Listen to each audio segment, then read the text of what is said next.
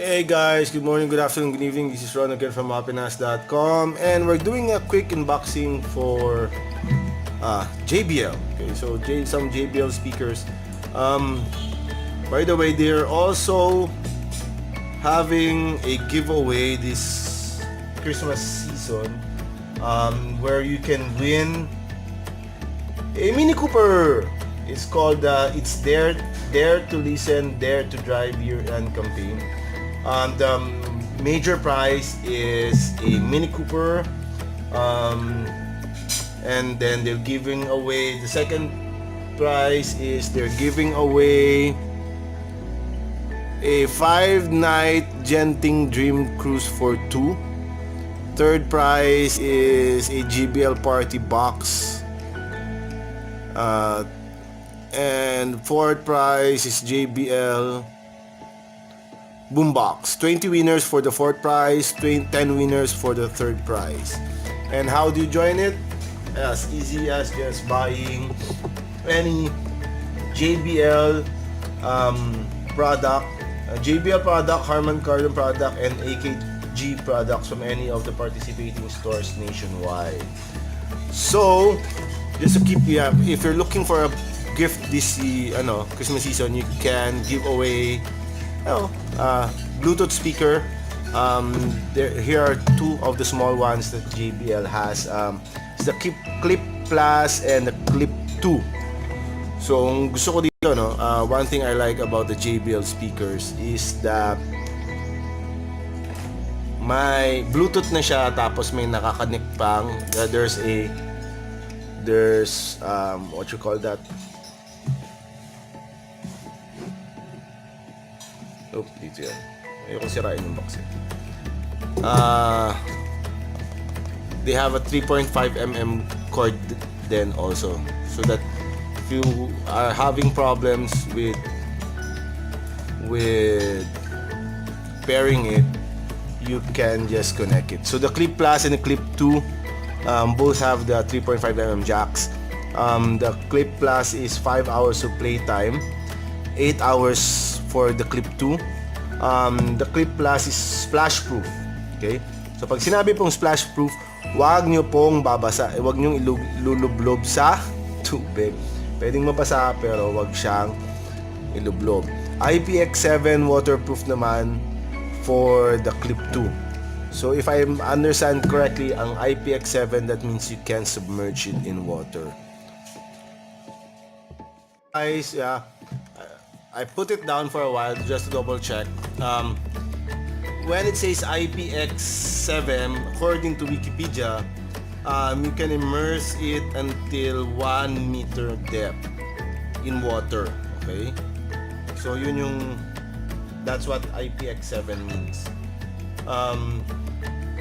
Price-wise, I checked. I couldn't find the pricing for both. So I just checked Shopee.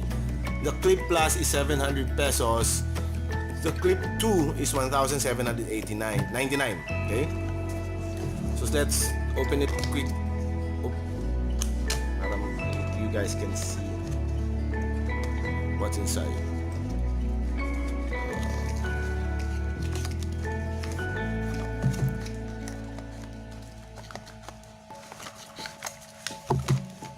So that's a speaker.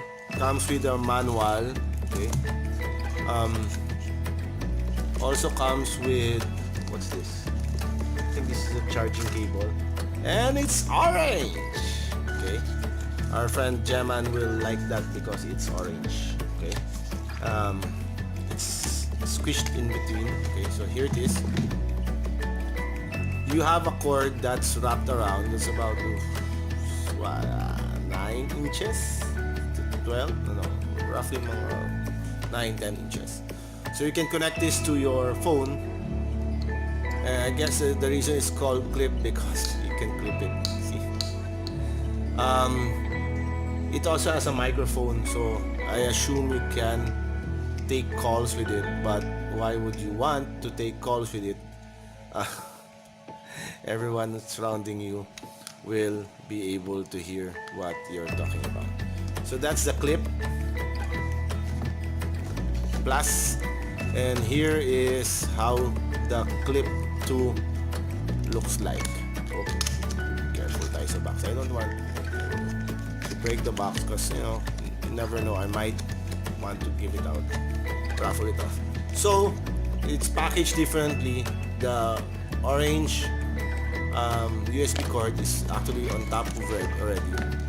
Okay, and you just pull out the entire thing. Okay, again, it also has a manual. Okay, and this one has a better clip. Looks like it's ay matanggal. Yeah.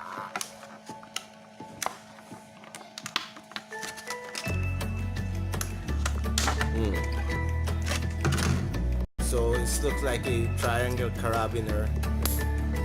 It's the one like I use for my keys. See? That's the carabiner. As you can see, there's a fitting rubber cover for the micro USB charger. Okay. So yeah, make that. So, and it also has the wrap around 3.5mm jack. So okay, but I don't suggest submerging the speaker while your phone is connected to it, unless you have one of those waterproof phones too. So both look nice. The Clip 2 looks a lot more premium than the Clip Plus. Of course, the price is also very different. But all in all, I like it. So we're gonna have one of these with us when we go to the beach in summer. So don't forget, guys, go join the Dare to Listen, Dare to Drive contest, and who knows, you might be able to win a Mini Cooper. Bye!